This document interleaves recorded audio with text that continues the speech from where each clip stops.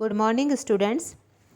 पिछले वीडियो में हमने हड़प्पा संस्कृति अथवा सिंधु सभ्यता के विस्तार क्षेत्र के विषय में चर्चा की थी। इस वीडियो में हम बात करने वाले हैं सिंधु सभ्यता अथवा हड़प्पा संस्कृति की उत्पत्ति के विषय में कि इस महान सभ्यता की उत्पत्ति कैसे हुई। इसकी उत्पत्ति के संबंध में विद्वान दो मत प्रस्तुत करते हैं, दो मत देते हैं।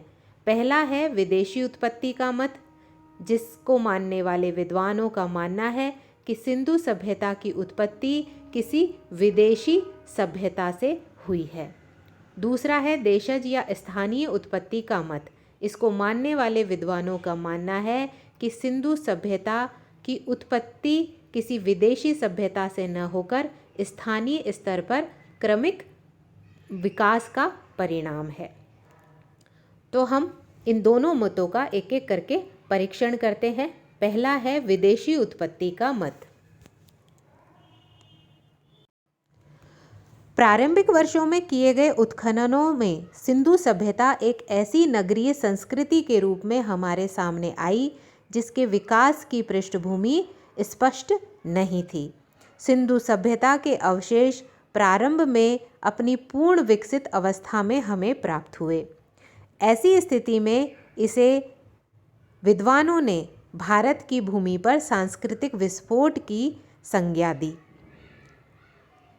इस सभ्यता की उत्पत्ति विदेशी सभ्यता से मानने वाले दो प्रमुख विद्वान हैं, मार्टिमर व्हीलर और जॉन मार्शल। इन विद्वानों ने यह विचार प्रस्तुत किया कि सिंधु सभ्यता की उत्पत्ति किसी विदेशी सभ्यता से हुई है। इनके अनुसार यह विदेशी सभ्यता मेसोपोटामिया की सुमेरियन सभ्यता थी। इन विद्वानों ने अपने मत के पक्ष में अनेक तर्क दिए, जैसे कि दोनों सभ्यताओं में काफ़ी समानताएं इन्होंने गिनाई। तिथि क्रम में सिंधु सभ्यता का सुमेरियन सभ्यता से पीछे होना, दोनों सभ्यताओं के मध्य व्यापारिक संपर्क के उपलब्ध प्रमाण इत्यादि। किंतु बाद के समय में हुए उत्खननों के प्रकाश में सिंधु सभ्यता की विदेशी उत्पत्ति का जो सिद्धांत है वो कमज़ोर पड़ता गया। अतः इनके मत को स्वीकार करना मुश्किल था। इसके संबंध में निम्नलिखित तर्क दिए जा सकते हैं। पहला है, प्रारंभ में जब सिंधु सभ्यता के पुरा स्थलों की खुदाई की गई तो ये सभ्यता, इसके अवशेष हमें पूरी तरह से विकसित रूप में प्राप्त हुए।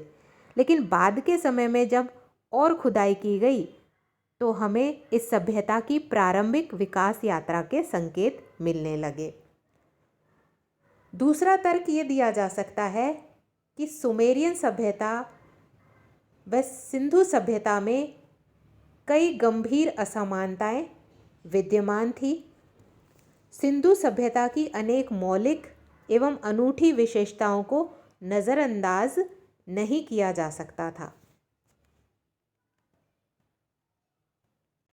मार्टिमर व्हीलर और जॉन मार्शल ने सुमेरियन सभ्यता और सिंधु सभ्यता के मध्य समानताओं को तो देखा, लेकिन उन्होंने इन दोनों सभ्यताओं के मध्य गंभीर असमानताओं का अध्ययन नहीं किया।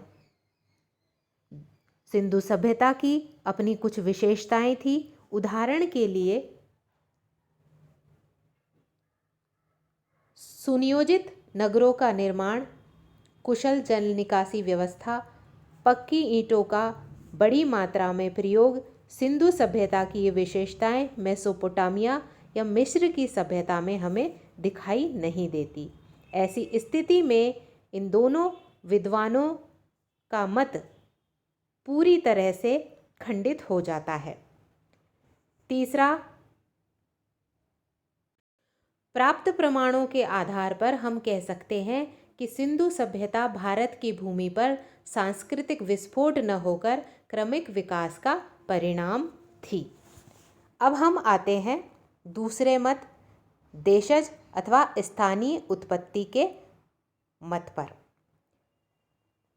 बाद के समय में किए गए अन्वेषणों एवं उत्खननों से अनेक स्थलों पर हमें हड़प्पा पूर्व या प्राक सैंधव ताम्र पाषाणिक ग्राम्य संस्कृतियों के बड़ी मात्रा में अवशेष मिलते हैं, जिनमें विकसित सिंधु सभ्यता के कुछ प्रारंभिक बिंदुओं को देखा जा सकता है। प्राक सैंधव संस्कृतियों के मुख्य पुरास्थल हमें निम्नलिखित स्थानों से प्राप्त हुए हैं। इनमें सबसे पहले अफगानिस्तान से हमें मुंडीगाक, देहमोरासी, गुंडई 2 स्थानों से प्राक सैंधव संस्कृतियों के अवशेष मिले हैं। बलूचिस्तान में नाल, कुल्ली, किले गुल मोहम्मद, मेही और मेहरगढ़। सिंध से अमरी और कोटदीजी। पाकिस्तान के पंजाब से हड़प्पा, सरायखोला और जलीलपुर। इसी तरह से भारत में बनावली, सोथी और कालीबंगा। इसी प्रकार हड़प्पीय संस्कृति के प्रारंभिक चरण हमें मीताथल, कुनाल, राखीगढ़ तथा धौलावीरा से मिलते हैं। इन उदाहरणों से हमें सिंधु सभ्यता के विकसित होने की प्रक्रिया को पूरी तरह तो नहीं पर आंशिक रूप से समझा जा सकता है। उदाहरण के लिए कालीबंगा तथा कोटदीजी सिंध के प्राक सैंधव स्तरों से रक्षा प्राचीर के अवशेष मिले हैं। बनावली के हड़प्पा पूर्व तथा प्रारंभिक हड़प्पीय जमाव से हमें सुनियोजित आवास व्यवस्था एवं दुर्गबंदी के प्रमाण मिले हैं। कालीबंगा के प्राक हड़प्पीय स्तर से जुते हुए खेत के प्रमाण, मेहरगढ़ से अतिरिक्त कृषि उत्पादन के साक्ष्य, ये सब सिंधु सभ्यता के क्रमिक विकास को दर्शाते हैं। धौलावीरा से 7 सांस्कृतिक स्तरों को पहचाना गया है, जो क्रमशः सिंधु सभ्यता के उत्कर्ष, चरम एवं पतन की पूरी कहानी कहते हुए जान पड़ते हैं। प्राक हड़प्पीय एवं हड़प्पीय स्थलों के मृदभांडों, बर्तनों आदि में भी हमें क्रमबद्धता दिखाई देती है। इस प्रकार नवीन अनुसंधानों से हमें यह ज्ञात होता है कि सिंधु सभ्यता के पूर्ण विकसित एवं नगरीय चरण का विकास प्राक सैंधव या हड़प्पा पूर्व की ग्राम संस्कृतियों के उदर से ही शैने हुआ। सिंधु सभ्यता की जड़ें स्थानीय भूमि पर काफ़ी गहरी थी।